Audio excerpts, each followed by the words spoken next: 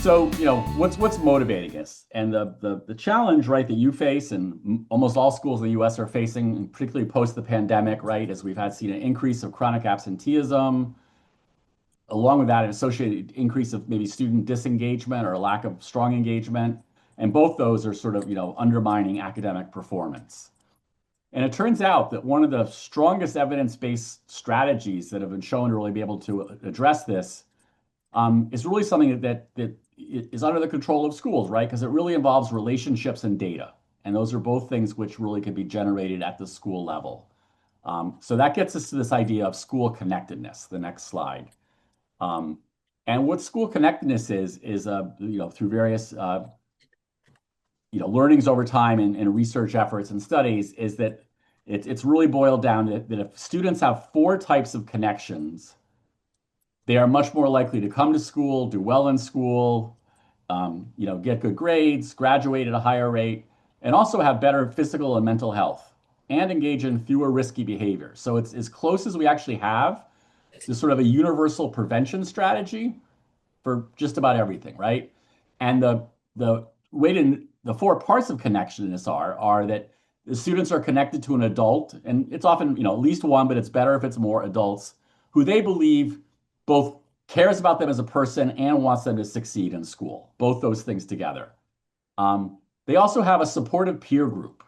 It could be a formal thing, right? The sports team, the theater crew, the robotics club, or just a circle of friends, right? Where they believe I got a crew in school that has my back, right?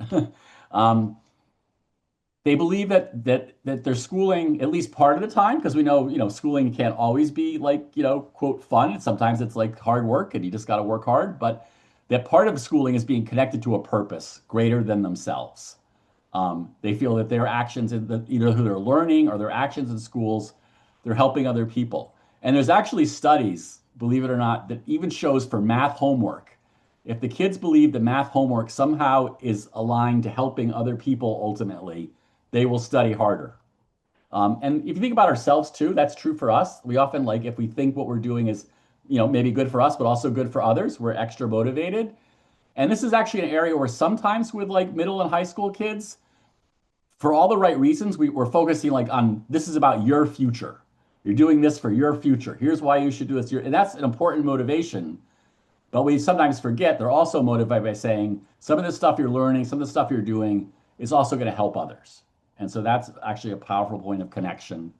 And finally, they feel connected to a place. They just feel like it's a healthy and safe and welcoming place, where they're sort of accepted for who they are. And the the real power is when students feel all four, right? It's always good to increase more, but it's really when it and the example I give up for this, right, to help connect this is that, imagine that you have to get to school in the morning and it's raining pretty hard out, and you're either taking the school bus or some other forms of transportation where you have to wait outside for a period of time, and you don't have very good rain gear for whatever reason. And so you're going to get wet going to school that day. And if you believe nobody knows me and nobody cares, and we're not doing anything interesting in school, and people are going to laugh at me when I walk in because I'm wet, the only rational thing is to go home and not to go to school that day. But if you believe, no, you know, um, you know, Mr. Raiders is like gonna wonder where I am. He might even call me and say, where am I?" My friends are going to say, "Hey, you're missing stuff out." They're going to text me. I'm going to miss this cool thing we're doing, which is like, I think is helping others. And I know when I get to school, someone will give me a towel and a fresh shirt. They won't laugh at me. Then I'm going to get wet and go to school, right? That's the thing. Like when you feel that connection, you push through small barriers, right? But if you don't feel that connection, you're less likely. So that's how it sort of all connects, right? All right, next slide. So, okay, that's great theory. And you just started out, Bob, saying you're not about theory, you're about practical tools, and that's where this comes in. So really the reason we're doing this project, this connectedness project together, and having a field task where we're learning together, is really to develop the practical tools and routines and sort of the data cycles that makes this truly actionable and effective in real schools under real circumstances. And there's not about, any kind of Herculean effort or any kind of like big infusion of resources, but it's like, how can we take these concepts and create tools and routines that could just become part of the process of schooling, right? So they're not big lifts. And how can we get practical measures that are easy to use to let us know if it's working or where we need to concentrate more or how it ebbs and flows? And by putting those two together, we can then increase the number of students that have all four areas of connectedness. So that's also a relatively measurable thing. You could by these very, how many, we started off, and I'm just making this up, half of our kids had all four, 20% had, two, 10% had one, and then you can see over time have we moved those metrics, right? So it lets us sort of there's a way to pretty easily know like is this working and making a difference. And then from that you can connect it. And now since more of our kids are connected, are they attending more often? Are they doing better, right? You can look at that yourself, right? So that's sort of the game plan. All right, go to the next slide. Of course, we're not asking people to do this alone. Working with both Cell and our Everyone Graduates Center and the other schools on the screen. We're creating layers of support to help people just get this going, right? Until it becomes just a routine practice. So we're going to offer some initial trainings to help launch the project, some professional learning throughout the year. Some will be virtual, maybe one might be in person as a gathering to learn from others. We may link people up to similar schools, within the network. And there's some, coaching and website we're going to show you in a minute, and just a little bit of financial support, just, to help offset any like PD release time costs or any kind of small materials that might be needed, or however, it's yours to use flexibly to support the project, however it makes sense in your building. All right. So we'll pause there. It's sort of the big picture of like what we're doing and why we're doing it and how we're going to try to do it.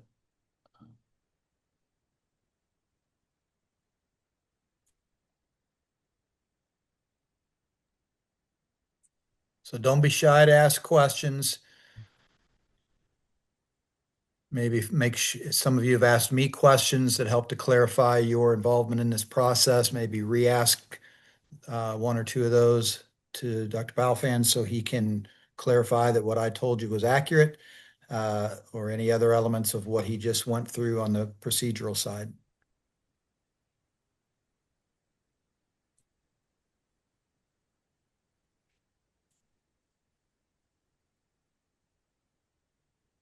Oops.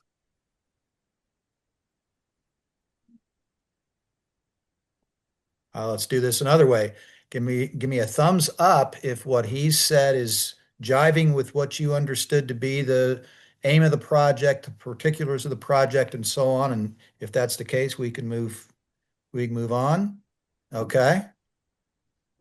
And if not, fire away your question. That's fine. Or you can put it in the chat if you think Yeah, of it, either way. follow up. But yeah. All All right. right, good. Move on.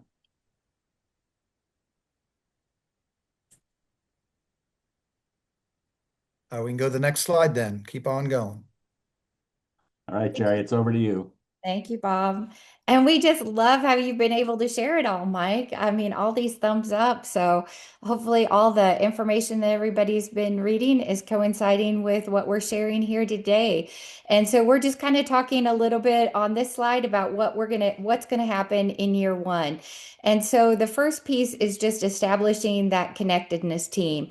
And I know that Mike's been talking to folks about this because, the composition of this team is going to have a lead administrator. And so when I kind of gave a hi to Patrick and Christy, who are in IPS, and Patrick at Arsenal Tech, as you heard, and then Christy, I think, probably jumped off already or is about to, at Crispus Attucks. They're really the lead administrators at their school who are bringing this forward, and they have a team. And so there are some teachers and some staff, and then also students, because an important part of this is to have the voice of our students and our student leaders in our school who are really giving us their insights and that continuous feedback on how they're feeling about our connectedness project with them. So the very first thing after you said yes, you received like our welcome letter, you're here today, is really putting together that connectedness team. And I know that some of you have already been identified as those team leads that are with us today. And then another piece of the work for year one is for us to really have some action plans. So the opportunity that you're going to hear a little bit about. Bob talked about some of that professional learning. And on the last slide, it said, oh, let's come together for some initial training so that we can just do a little bit deeper dive into looking at some of these practical measurement tools and putting a plan of action together. One plan of action for semester one and a plan of action for semester two. So we'll come up with some strategic actions. And the very first thing that we want to make sure that we do with everything is that we want to honor being with you and all of the work that's already taken place. So there are lots of amazing things that are already happening in your schools around connectedness. And we want to make sure that we're capturing those to be able to share. Mike, I see you shaking your head because this is where we've already captured some strategic actions from our folks at Tech and at ADDIX.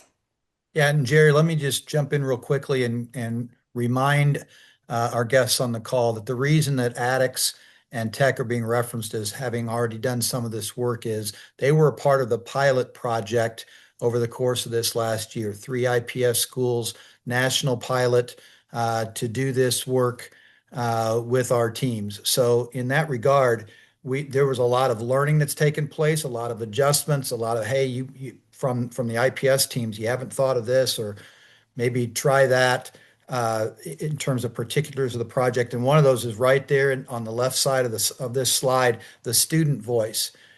Yes, we're all about students, but we didn't really have student voice in the actual direct strategic conversation. So that's an additive that we learned through this process over the course of last year. So all of you are in the field test part of the project.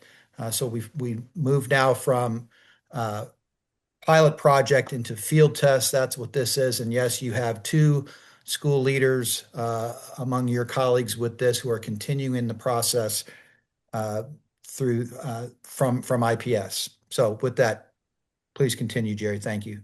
Oh, that's awesome, Mike. This is the way it's supposed to be, a conversation. And so the other piece is you're going to hear a little bit more from Dr. B about the practical tools that the practical measurement tools that we're going to be utilizing throughout this process. You're going to hear, and you can see it, there's like snapshots where there are like 16 questions that are asked of students at the beginning of the year and at the end, so kind of fall and spring. And then you're going to see some pulse check places where the pulse checks are a little bit shorter. There are four questions and then one open-ended question on those pulse checks that'll happen in between those fall and semester snapshots.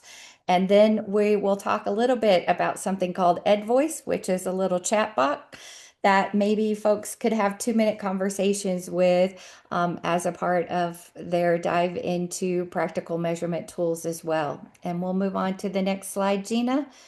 And the piece for the school connectedness teams is really to think about your school connectedness teams as your engines of change. So you saw that there's a lead administrator, some school staff, and it's going to look different from school to school, right? We have 9 different schools represented here, 9 different contexts, 9 different parts of the state. Even if you're in the same city, the context in your particular school or region is different.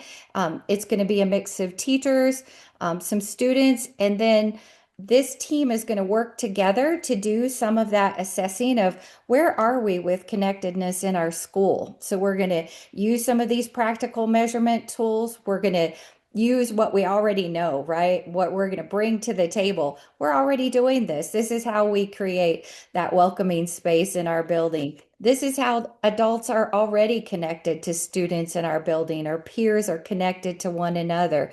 We're going to collect that so that we're able to have that aggregate view of connectedness in our buildings. And we're going to use that to guide the implementation as a team of the strategic actions that we choose. And it may be we want to keep doing what we're doing with welcoming space. Maybe we want to keep doing some of the things that we're already doing, or we do want to go and we want to take a look at that website and see what new strategic actions are out there. Then you're going to help as a team with some of the coordination of those project activities, really meaning the implementation of those strategic actions. So you're choosing a grade level that you're going to implement with, or a cohort of students that you're implementing with this year before you go to full school next year. And so you're going to help with some of that coordination to ensure that yes, we're doing all of these steps and we're implementing with fidelity these strategic actions. And then you're going to monitor that progress with some of these practical measurement tools as part of the cycle of a data-driven cycle. All right. Back to you, Bob. Yep. And you've heard about this idea again. We're trying to create very practical things schools can use. And so there's both a fall and spring snapshot where essentially for each of those four areas of connectedness, there are four questions. So you can get a little bit deeper into each one, like because there are going to be levels of connection with all of those. And then these shorter ones you can do in between, which are just four questions where you just get a quick check and how are things going today or this week and compared. The fall is often used to help identify, oh, we're pretty good on a welcome environment. Most of our kids feel like we're there. We're actually pretty good on adult relationships, but the peer relationships, half our kids feel like they don't have a supportive peer. So maybe that's where we should start. That's the idea of that fall snapshot to know like where can we focus to get the greatest, goal of getting more of our kids to all four, right? That's where you're sort of asking yourself. And then the spring helps, did we make a difference? Have we got better? And sometimes you'll learn like, oh, we thought we had adult relationships all taken care of. So we sort of just let that be. But look, it looks like there was a slide. So maybe like next year, we're going to have to reinvigorate that. So it gives you, information different ways. And the key thing we wanted to stress here is that all of these measures are really designed for you to use to inform your actions, right? That's the key purpose of this. In the field test, they're also going to use a second purpose, really that fall and spring snapshot only, which is just to help all of us, Cell, EGC, yourselves, to see like, are the materials and strategies of professional development making a difference? If we look at across all 9 schools, we would never look at a school individually. We would just aggregate across everybody. But across everybody, are we making collective progress or not? And we'll also, as we said, we're going to be asking teachers, or not teachers, but the team to sort of, record what actions were taken, to have a little log of saying, this is what we tried. Here's when we started it. So we can just, again, in the aggregate, see what was tried, not at an individual school level. And that will just give us insights to figure out, plus, with talking to people too, you get the direct feedback, but on where improvements are needed, basically. And the one thing we'll do, and I think, Mike has talked to you about this and we're happy to answer your questions, is that we'll just work with you to find the easiest and way that fits all your rules, all your regulations, all your local policies, because we don't need to know who the kids are when we look at this data. We don't want to know who the kids are. We want the data that comes to us to be stripped of kids' names, but we do want to link kids' fall to spring change, right? So we just have to figure out a way by giving the kids a random number or something like that, that we can aggregate everybody up and see how much kids change fall to spring. So that's the thing that lets us know is it working or not, right? So we're happy to work out the details with you. We don't have to do that until, as long as you collect the fall data, we don't have to have that figured out even until we're tying in the spring data. So we have some time, I think, to figure out what's the best procedures. And we've done different ways with different schools, and we're happy to share different ideas on that. All right. I think that brings us to and let me just pause there if there are any questions on that, and then we'll go to our last part, which is actually looking at the website where the tools are.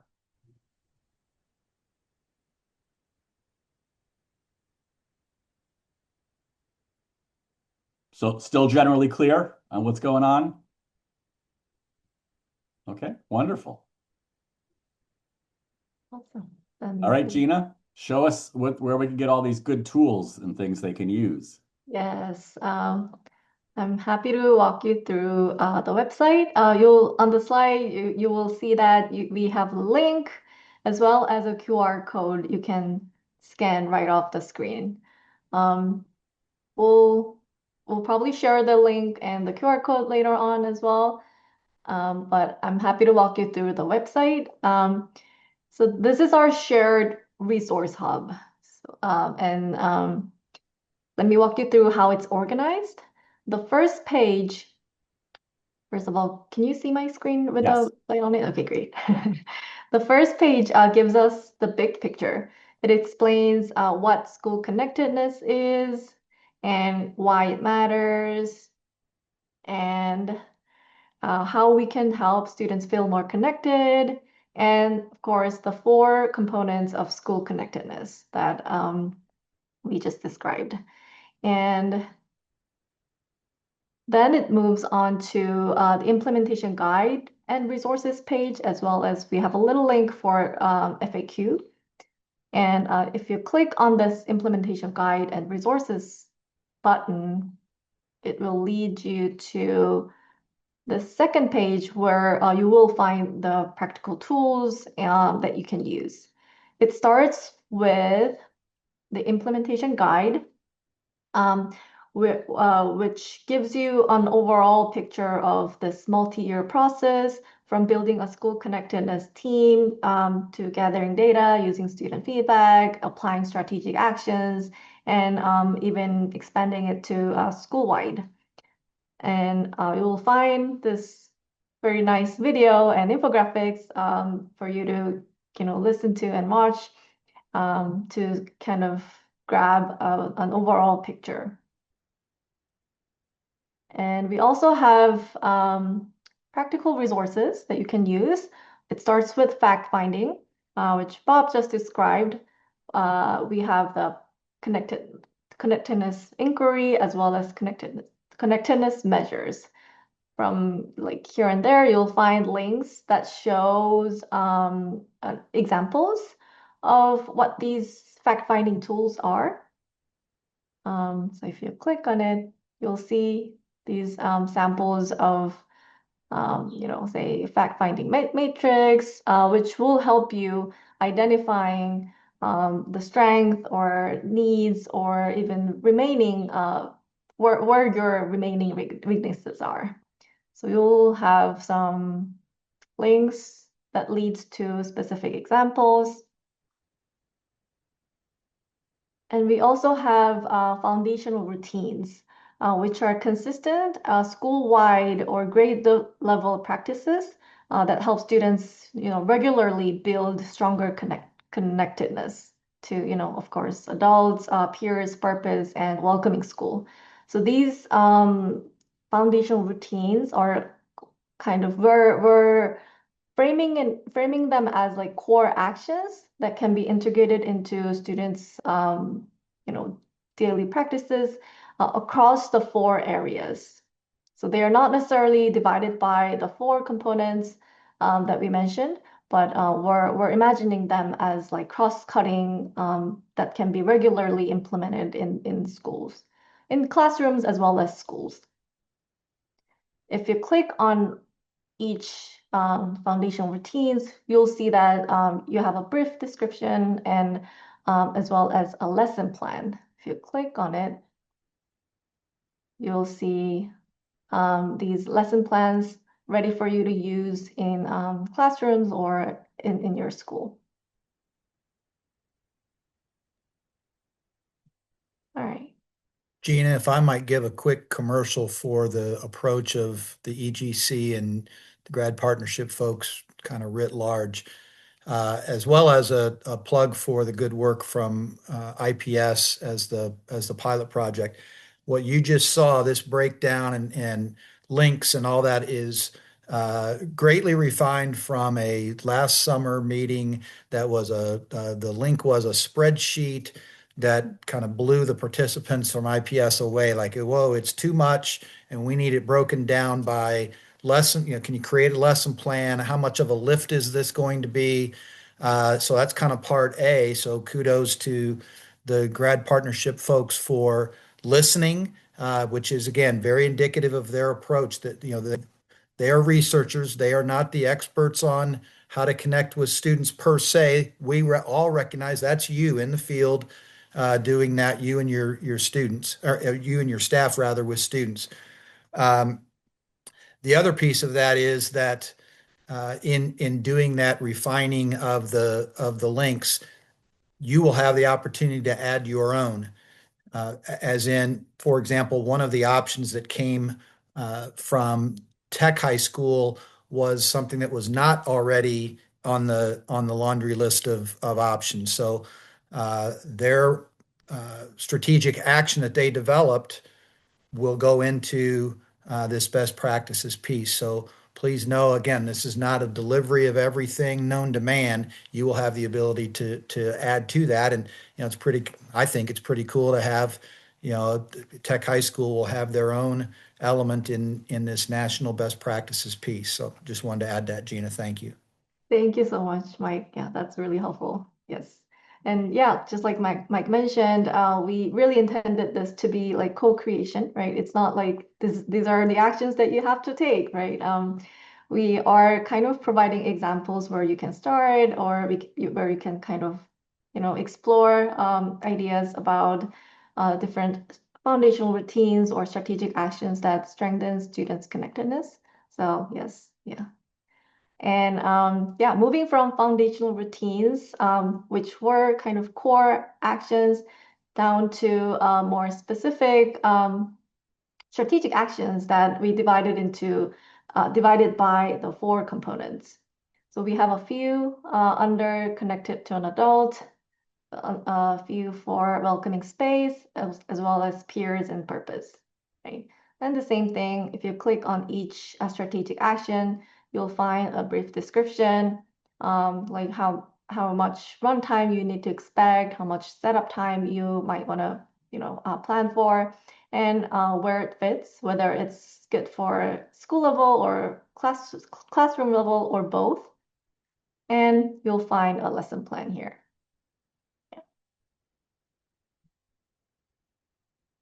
Yep, and that's pretty much it for the website end. Hopefully this will be a useful resource hub where And the one other thing I was going to add too about the practical measures is that they're going to be available in a couple of formats, and you can figure out like there'll be one format will be like a Google Doc format. One format will be like a Qualtrics format, and you can choose. They have different, one you have total control over, the other somebody else is scoring it for you, so you have to be okay with that, but also it gets scored for you. So you'll have choices of sort of how you access those practical measures from something that's totally, controlled by you and not in any way linked to anybody else. But then you have to do some of the work of like scoring it, or you can have various assisted processes that will score it for you, and that'll be your choice. All right. All right. And that brings us to our final questions, thoughts, wonderings.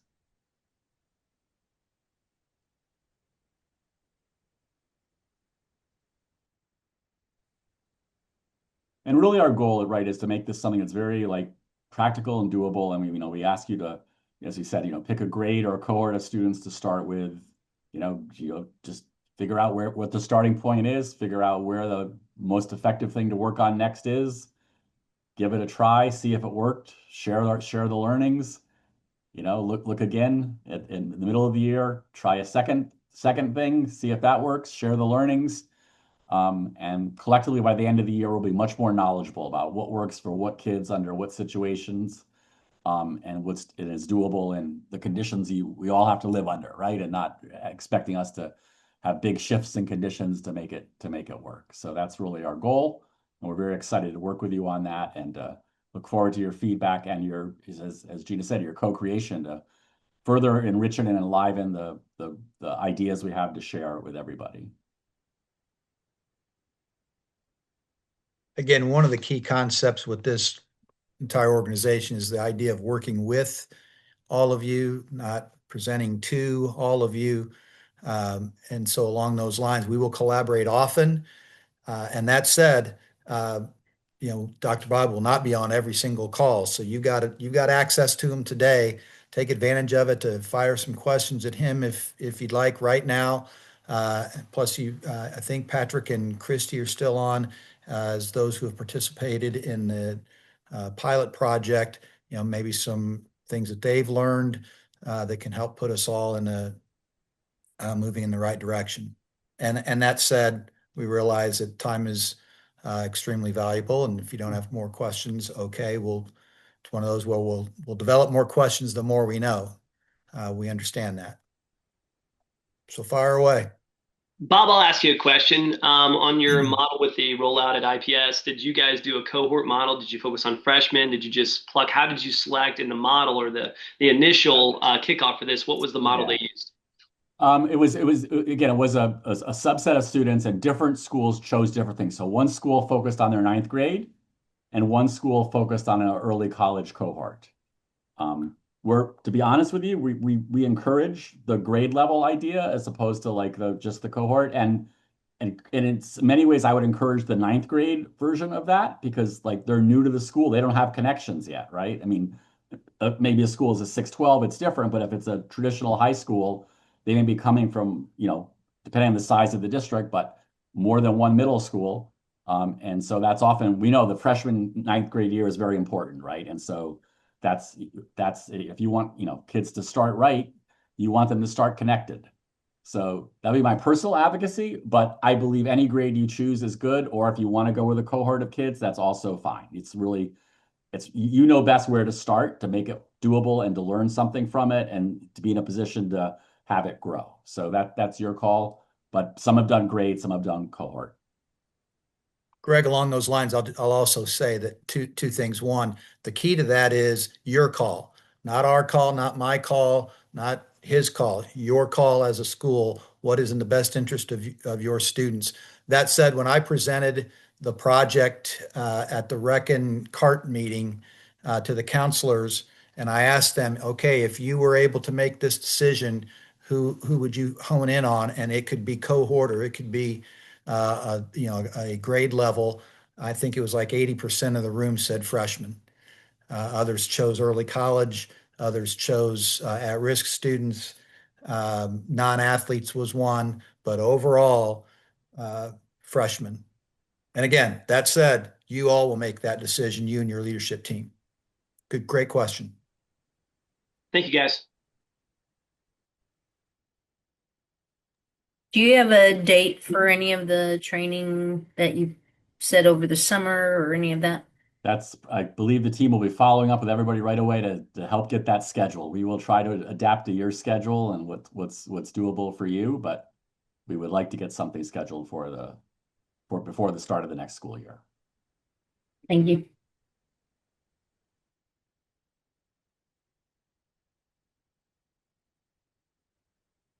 Others. And the key thing is just as Mike was saying that, Mike and some of the cell folks and, Maria, Jerry, and Michelle, particularly from our team, maybe Ranji some and maybe some of our researchers, will be, as is appropriate and needed, we'll be in contact with you through there. Some of those ongoing trainings and also just to help answer your questions, or if you want someone to, troubleshoot or take a look at what's happening and help figure it out, that's what those folks are there for.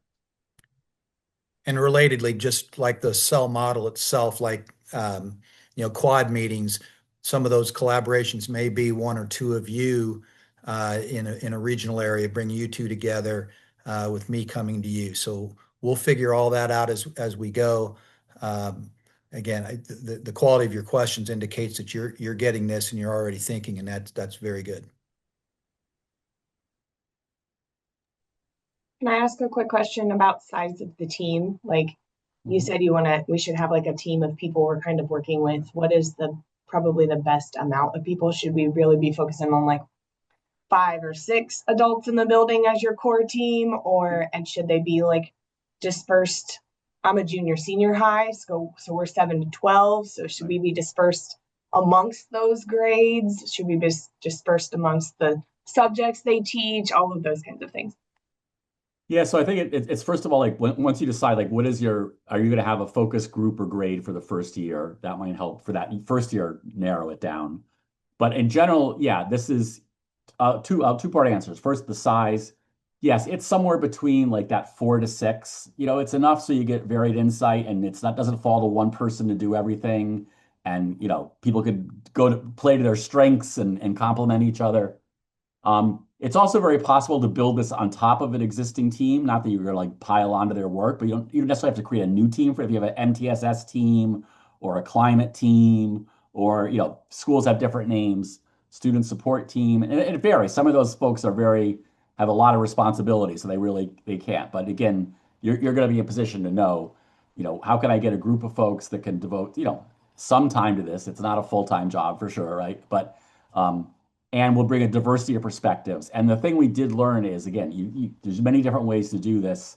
We're not saying a student has to be at every meeting, but you do want to think about ways to get authentic student participation in some of that, both like how could we make more people connected in one of the 4 ways, and which of these ideas do you think might have more traction among your peers, right? Like that's where you really want their advice, because you're trying to make the most informed choice of what to do that has the highest odds of succeeding. And it might look great to you, but the kids are like, ah.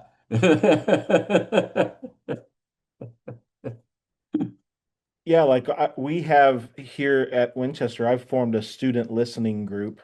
That's sort of an anonymous, confidential group that I come in and ask just questions, and they can say whatever if they wanted to say whatever they wanted to say and knew that their name wasn't attached to it, to the admin and to the superintendent, what would they say? Like I'm imagining using that group Yeah, as sort of a spinoff of for sure. our SLT, maybe. Yeah, And that's what, Tasha and Mark, I would just also say that one of the great reasons that I think this, the melding of the cell approach and the Johns Hopkins approach is so good is it's very, very similar. So you've heard Steve talk about on the early college side, have your team be about a one pizza team. One pizza will be able to feed the team. You don't need 2 or 3, maybe an order of breadsticks. As well know, Steve's big into the pizza and the food, but I think, it's the same concept. Too many pizzas that you'd have to order to have your meeting. That's way too large a team, and an individual sized pan pizza is probably not big enough. So, but here again, it's the same. It's the same concept, which I think really makes this very good, tangible work. I love it. That's what we're here. We're all here to learn. So I will now use the pizza analogy when people ask me the team question. Mike, I had a question. Yep. So we are a Leader in Me school. So we already have, similar initiatives that we've started last year. Yep. How does this work with our already existing projects or programs? Do we have to be completely separate, or can we kind of share those same Yeah. goals with No, other? share one and the same. I think my phrasing to the answer to that, Stacy, would be you run the process. So this process is you're going to give a survey at the beginning of the year. That's going to spit out information. That may give you further information on the organization you're talking about or not, whatever. But it's just run this process. It is not to be separate. It's all about what is in the best interests of your students and what can you learn from what the data shows. And again, it's a very simple approach that gives all kinds of, not all kinds, gives very specific and direct quality data that will reflect what you've been working at, uh, and support it, not at all be different from. Yeah. I mean, as a general rule, you should always like use this to build upon what you're doing. Like don't try to, it doesn't have to be and the great thing about that is then you can also then contribute to the group the successes of what you've been doing as part of the greater learning, right? Even if it wasn't done, exactly, at the start of this project. But like last year, we created a great way to make sure our kids were all connected to each other. Mhm. That's gold. Just like add it to the, add it to the knowledge base. Thank you.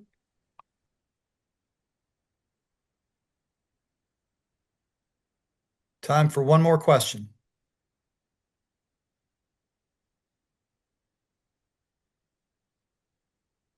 Okay, Jerry, I'll let you conclude us.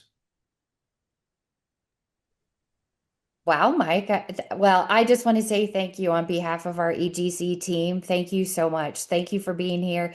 We've each expressed that we, Michelle, Marie, and I are so looking forward, and Ranji, our time with you in person in Indiana. So, thank you just for being here today. We appreciate you. We appreciate the questions. We appreciate our partnership with Cell, and especially Mike.